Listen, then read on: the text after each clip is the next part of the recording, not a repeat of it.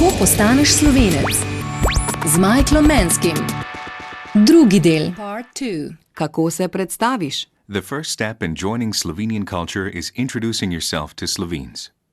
Every culture has its own way of doing this. It's hard in Slovenia because there aren't many books or guides to help you. Many years ago, when I was still living in Boston and wanted to learn Slovene, I went to the Boston Public Library to get a book. Believe it or not, the library actually had a book and a cassette tape about learning Slovene, but it was old, really, really old. When I came home and put the cassette in, it sounded something like this.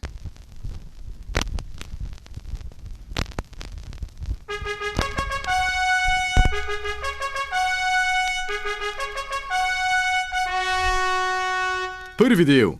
Pozdravimo tovariše. Ponavljajte. Make repeating after me. Smrt fašizmu. Smart fashion. Smrt fašizmu. Smrat fashu. Wait, what? Svoboda narodu. So bother on the do. Svoboda narodu. So bobber winadoo. I don't know what's going on. What is... I returned that book to the library soon after that and learned absolutely nothing. I later found a book that wasn't 100 years old. This was a book that taught me my first Slovenian sentence, Jaz jem slive. I eat plums. Honestly, it's been 10 years and I still haven't used it. But this one came with an audiobook to help you learn Slovene. It sounded something like this. Prvi del. Predstavimo se. Lep pozdrav, Maja. Lep pozdrav, Ana. Hvala za lepe pozdrave. Jaz vas tudi lepo pozdravljam.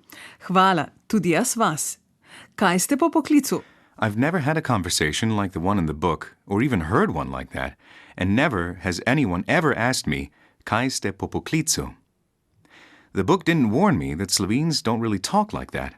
I had to learn it the hard way. My first conversations in Slovene sounded something like this. Živo, Michael, kako si? Jaz sem Žan, brat od Andreje. Vas lepo pozdravljam. Po poklicu sem novinar in lep pozdrav. Dobro no. Ti kar uživaj še naprej. So the question is, how do you introduce yourself to a Slovene? We now know how not to do it. Slovenes will tell you, depending on where they're from, that it's a simple živjo, zdravo, or čau. But that's just part of it. An important element is a single letter, O.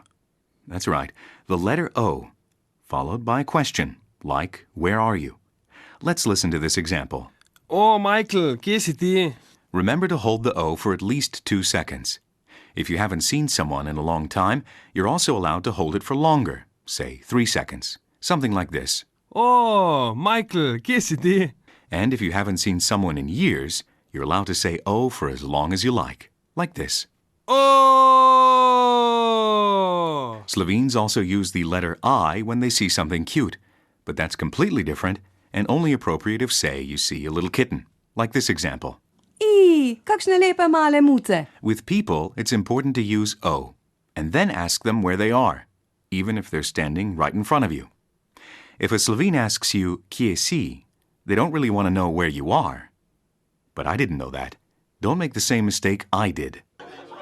Michael, kje si ti? Tukaj sem, pred tabo. Zakaj? Me ne vidiš? Si v redu? Pokličem rešilca. Dobro, no. Ti kar uživaj še naprej.